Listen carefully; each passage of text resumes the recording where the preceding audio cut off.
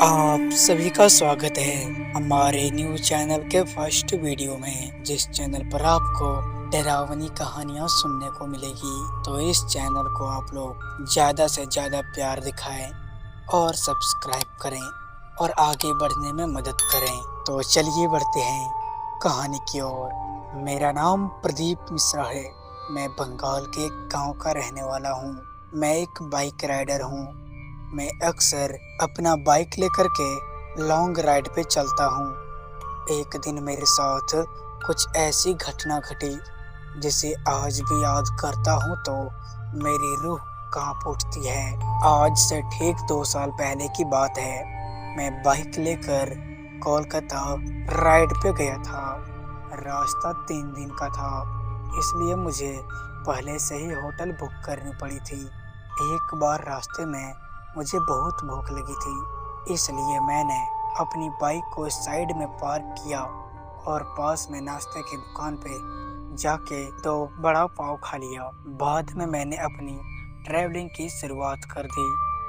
शाम को अचानक मेरे पेट बिगड़ने लगा। मैं होटल पे जा सकूं इतना समय भी नहीं था, इसलिए मैंने पास में शौचालय पे हैंड यूज का उपयोग किया।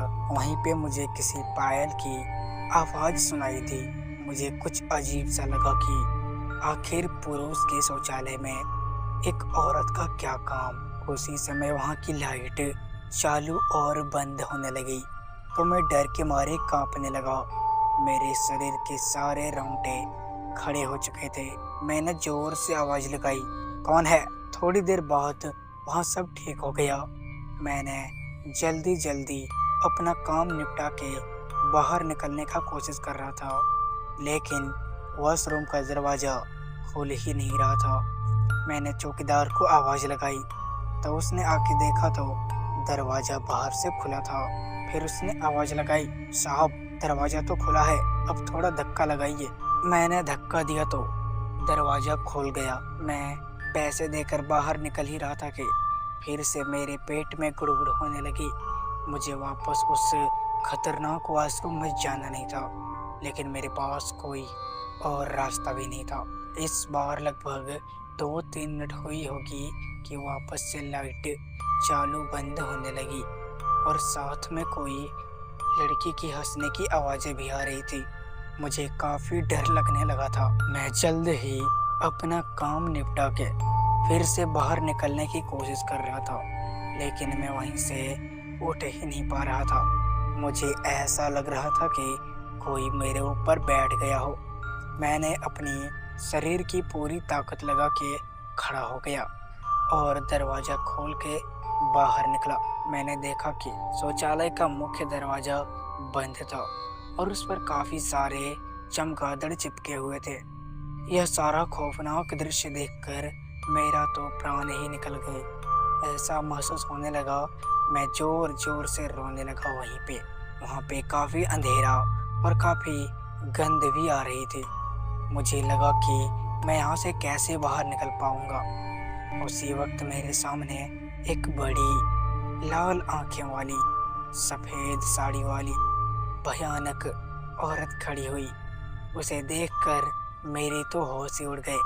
मैं तुरंत ही दरवाजे की ओर दौड़ा, लेकिन घबराहट की वजह से मेरा पैर फिसल गया और मैं नीचे जमीन पर आ गिरा। पायल की आवाज़ छम छम गूंज रही थी। वो औरत मेरी तरफ ही आ रही थी।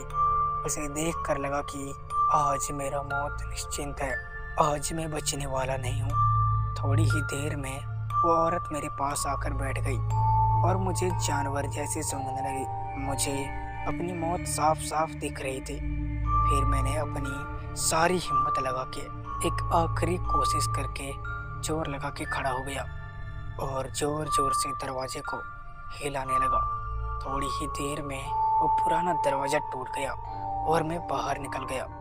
जब मेरी नज़र बाहर खड़े लोगों के सामने पड़ी तो मैंने देखा कि लोग मेरे सामने ऐसे देख रहे थे जैसे मैं कोई पागल खाने से भाग आया हूँ। लोग मुझे यहाँ तक बोलने लगे कि अरे पागल हो क्या। तभी वहाँ पास में खड़ा आदमी ने मेरे पास आके पूछा कि भाई तुम उस खंडहर में क्या कर रहे थे। मैंने कहा भाई अंदर घूमने नहीं गया था, बल्कि टॉयलेट करने के लिए गया था। और तू खंडहर बोल रहा है, ये तो एक शौचालय है। मेरी बात सुनकर उस भाई ने मुझसे कहा, तुम जरा पीछे मुड़कर तो देखो। मैंने जब उस आदमी की बात सुनकर पीछे मुड़कर देखा तो मेरे पैरों तले जमीन खिसक गई।